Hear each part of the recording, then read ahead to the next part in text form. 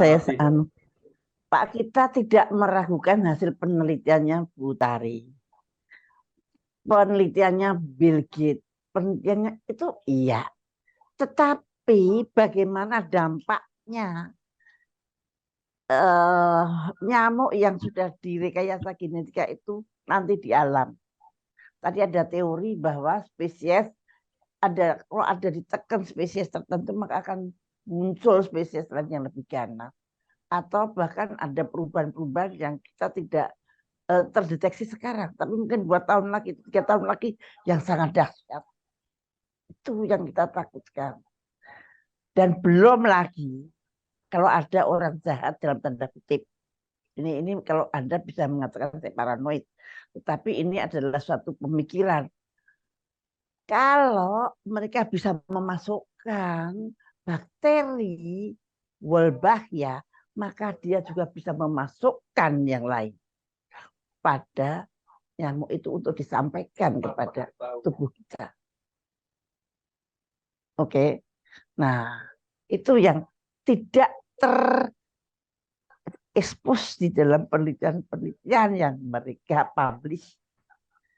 Nah, itu hanya suatu kewaspadaan, hanya suatu perkiraan. Ya mungkin kalau untuk orang yang nggak mungkin ya ada saja.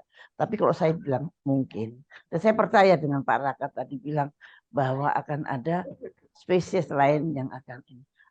Saya percaya pada Pak Eri Bowo tadi bahwa kemungkinan bisa mempaparin lebah-lebah untuk membuat madu. Loh, apa yang tidak bisa? Oh, sama-sama serangganya. Sama-sama serangganya.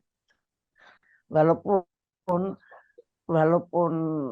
side of action yang Wolbachia itu ada di dalam sitoplasmanya nyamuk itu katanya membuat incompatibility di situ gitu katanya, sehingga nyamuk tidak bisa membawa lagi virus demam berdarah maupun virus Zika maupun virus cikukunya.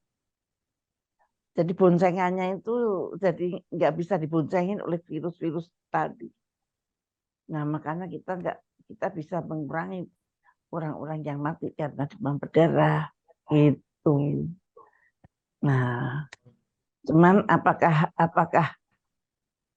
itu kalau nggak salah Aedes aegypti itu kalau siang bisa ditumbangin demam berdarah, kalau malam bisa ditumbangin virus Japanese encephalitis. Apakah itu disebut Zika dewasa atau gimana, tapi itu kalau pagi virus itu, kalau malam virus itu. Tapi kalau sudah diboncengi oleh Wolbachia itu nampaknya virus-virus yang lain nggak ada tempatnya lagi gitu loh.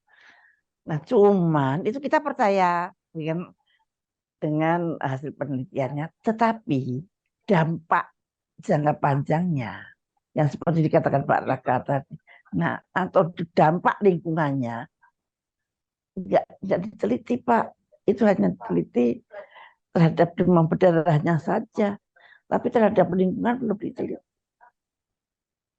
yang kemungkinan bahayanya lebih.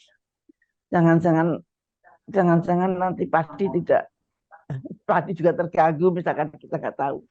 Nah itu belum sampai ke sana.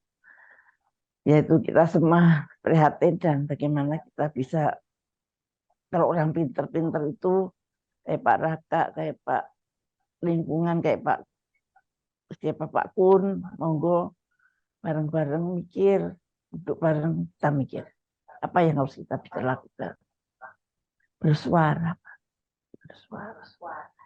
Jangan hanya di domestik, ke internasional Pak, kita harus bersuara. Mudah-mudahan ini dari pemikiran bareng. Ya. Monggo. Ya, saya ingin dari forum ini ada hasil yang konkret. Jadi kita bukan hanya bicara gitu ya. Jadi saya ingin menanggapi dari Pak Jakwan, Pak Eri, sama Pak Adi. Ya, coba kita cara berpikir kita itu kan semua tentukan dari cara berpikir ya. Coba saya mau merangkum pertanyaan-pertanyaan tadi. Ya. Coba kita lihat sejarah ya. tahun 2003 Bill Gates dia merilis 14 tantangan globalnya.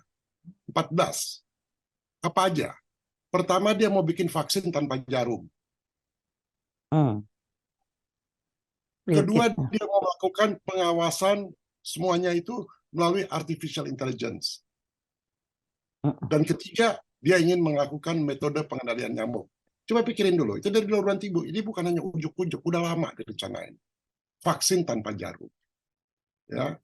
Nah, lalu tahun 2004, dia memberikan dana terbuka kepada Yogyakarta untuk mengembangkan nyamuk untuk pelepasan liaran massal. Coba lihat pengumuman Bill Gates. Dan Bill Gates ngumumin sendiri. Dan tahun 2018 UGM membantah, bukan dari Bill Gates. Kalau Bill Gates ngumumin sendiri, itu dari Yayasan Tahkia. Kalau di Australia dari Yayasan Gillespie, ya itu hanya proksinya aja. Duitnya semua World Mosquito Program itu dari Bill Gates. Ya.